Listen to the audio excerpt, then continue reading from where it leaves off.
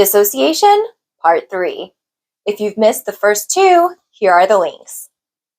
You have symptoms. You know you are in overwhelm and dissociating. Now what? Now we have to convince the strongest, smartest part of you to change its mind. Your subconscious mind is all about your survival. That's good. It can manage such complex systems like your trillions of cells due to creating repetitive processes. Also good. But it can get your overwhelm response attached to everyday processes, and that's bad. The reason dissociation causes you to forget directions or someone's name or a memory or event, or not able to access happiness, intimacy, satisfaction, or depth of caring is because when your survival mode is triggered and applied across the board, there's an intense filter placed on everything in your life. If it doesn't have to do with securing your survival, your subconscious brain throws it out. It doesn't do this to be cruel, but rather due to its highly focused and narrow scope. What does happiness matter if you're dead? What does creating a meal plan for next week matter if you're dead? What good is remembering your best friend's birthday if you're dead?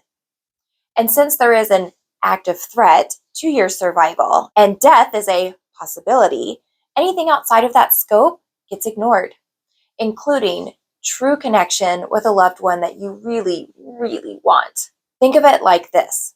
To your subconscious brain, you are running for your life. Your requests to have happy emotions and feel and process things that are pleasant are like you going, wait, oh, look at that rose, it's so pretty. Ooh, look at the sunset, it's so vibrant. Wait, knock, knock. Those are all highly nonsensical and dangerous to do when you are running for your life. So in an effort to save you, your brain dumps it all in the proverbial garbage. And it will, for forever, as long as it believes it is saving your life. Saving your life, by the way, takes an enormous amount of resources. If you were to tell it it can chill, it absolutely will, because the brain does not like to waste resources. And your brain's ability to respond to this is incredibly fast. 12 seconds to be exact. Your brain can shift a neuron network connection in 12 seconds. The key is lighting up the right ones to create that shift. I have one more video before I give you my full script for dissociation, but I have another hack for you. You already have the hack of asking yourself novelty questions about staying in the current moment. This time, we're going to be curious about the connection that the brain is offering and ask it to reconsider the correlation.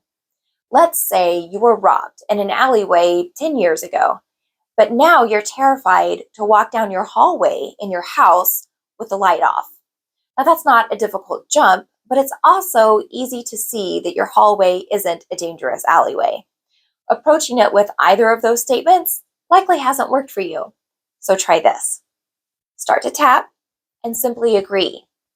I feel my brain making a connection between being robbed and my hallway in my house. Absolutely. That makes perfect sense. It's a similar shape, size, and it has a gloomy darkness when the light is off. Of course, that would feel the same. Now we're going to agree to a point to where the brain starts to say, I don't know about that. In fact, it's so similar, there likely is someone waiting to mug me in my hallway, right behind the giant dumpster that we keep between the bathroom door and the bedroom door. And there probably are people lost in there, confused that they can't seem to find their way to their car. And they're probably wondering why there's carpet in this alleyway. I should probably put up caution signs for all of these lost people, since my hallway is exactly like that alleyway. Now the brain is questioning its own resolve that they are similar. So we throw in one last thing. I wonder, are they actually so similar? It's okay if I don't like the dark, and maybe I do need to process the emotion from that experience. But maybe it's okay for me to just see my hallway inside of my safe house when I walk down it. Maybe it's okay for me to notice all of the differences between an outside city alleyway and my inside, safe, suburban, warm hallway. And it's okay for my hallway to feel safe now as I look for ways to release the emotions from that scary experience 10 years ago. To recap, tap, agree to an absurd degree, question agreeing, give permission for emotions and time to process while allowing the unhook between the correlation of subjects A and B. Let me know how it goes.